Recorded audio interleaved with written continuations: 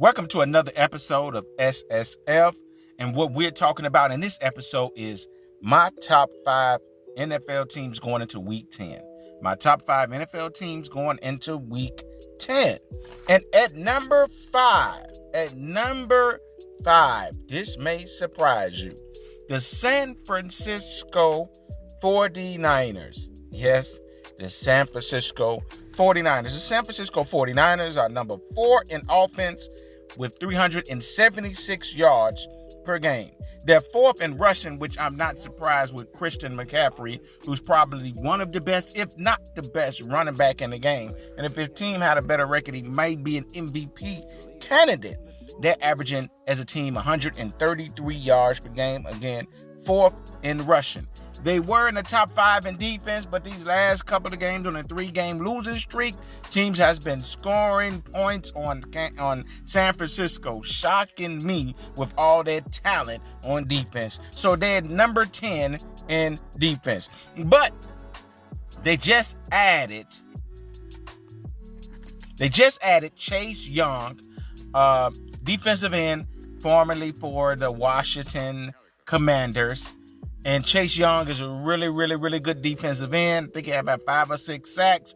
They added him to the already talented defense with Nick Bosa, the reigning defensive player of the year. Fred Warner, probably the best middle linebacker in the game. Hargrove on the defensive tackle. They already are talented defense. And you added him to that already talented defense. That should make the 49ers better. You have Deebo Samuel, who's a tough, hard-nosed wide receiver.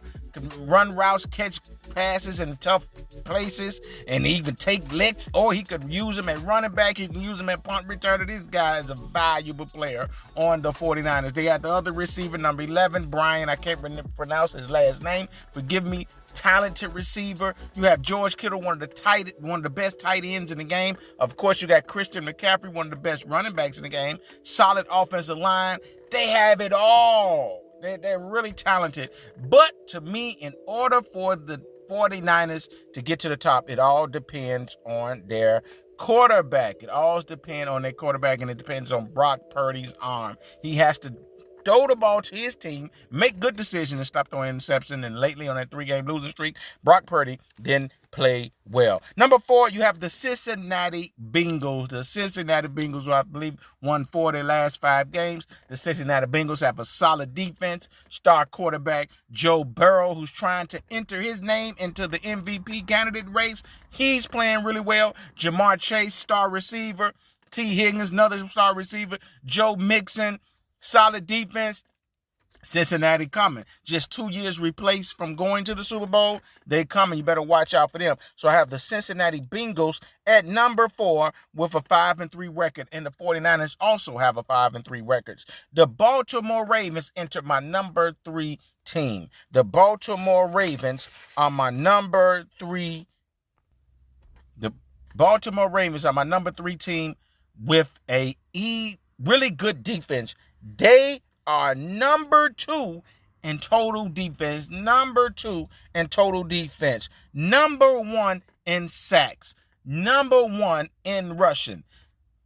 You have Raekwon Smith, who my Chicago Bears got rid of for a couple of picks, and don't look like we really did well with them picks. He's leading the team, I believe, with 80-plus tackles. You have Ja Madubuike, I'm hoping I'm pronouncing that guy's name, is Madubuike, defensive tackle, leading the team with 7.5 sacks. They're a really good defense. I told you they're number 1 in sacks. Man, then they're number 1 in rushing, so they're able to control the game and control the game through clock management because they're going to run the ball with Lamar Jackson and Gus Edwards, and then they're going to play really good defense, stop you from scoring. So they're really talented. They still suffer a little bit when it comes to really just dominating passing the ball, but I got to give it to Lamar Jackson. Lamar Jackson has really improved in passing, really playing well.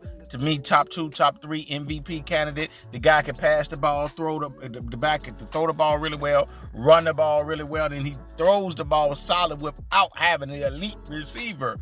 And then he's going to dominate running the game, and he's probably one of the most talented in the game. You have Patrick Mahomes, number one, and then you have Lamar Jackson at number two. These two guys, man, two of the best players in the game at quarterback, definitely. So Baltimore Ravens going to be a team that is going to be really, really, really tough to beat, and they're going to be there somewhere in the end. At number two spot, I got the Kansas City Chiefs. The Kansas City Chiefs. Kansas City is a team known for elite offense with Patrick Mahomes, who've done things we have never seen at quarterback. No look passes, strong arm, can make any throw on the field. If nobody's open, he can break you down with running the ball. This guy is talented. He's a favorite for MVP again, but he lacks weapons, sort of like Baltimore. Doesn't really have the elite wide receiver weapons, and you see that Travis Kelce is not playing the ball that we are accustomed to. He's playing pretty still solid, but not at that great level. So they struggle a little bit on offense because they don't have elite receivers, and you expect Patrick Mahomes to do so many things, have a solid running game in Pacheco. But their defense is what's keeping them really afloat, and they offense just middle of the pack, I guess, offense, but their defense is keeping them afloat. They're fourth in defense, number 2 in sacks with Chris Jones leading that defense. Man, they're a really, really, really tough team with Spago, I think this dude named, their defensive coordinator, really doing a good job. So their defense is really good. Offense, middle of the pack. They really need a better receiver. And if you got Patrick Mahomes, if he continues to go the way he's going to be one of the greatest to ever play the game. Man, you give yourself a chance every year with Andy Reid leading the team as the coach. Ooh, the Chiefs are tough. And at number one, and this probably shouldn't be a surprise to anyone, the Philadelphia Eagles beating the Cowboys in the last second when the Cowboys some kind of way couldn't. They was right there at the touchdown, but made some mistakes that cost them the game. Really, really, really good game. And I thought there was a lot of penalties that went against the Cowboys, but Eagles still had the best record in the league, 8-1, led by Jalen Hurts, who was an MVP candidate, passing the ball well, running the ball well, really playing well. A.J. Brown is dominating at wide receiver. Tennessee Titans, why did you give that man up? I don't know. Blows my mind. Then you have the receiver, Smith, slim guy, but he can find a way to run routes and get open. Man, they have the running back with Swift. Have a really good defense. Really, really, really good defense with all those Georgia boys that they draft. Man, this team is tough. They got everything. They're talented. Offensive line, defensive line, linebackers, solid corners. Okay, solid corners. Really good quarterback. One of the best in the game. They have it all, baby. But you just worry about them a little bit. But they just went to the Super Bowl, and they're coming back playing pretty solid this year. So right now, they're the best team in the league, man. Right now, they're probably playing the best football in the league.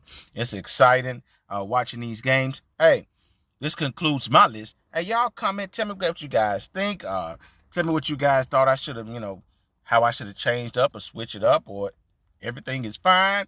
Like, subscribe. As I always like to end this video or any video that I make on a positive note by saying peace and love. You guys have a blessed day.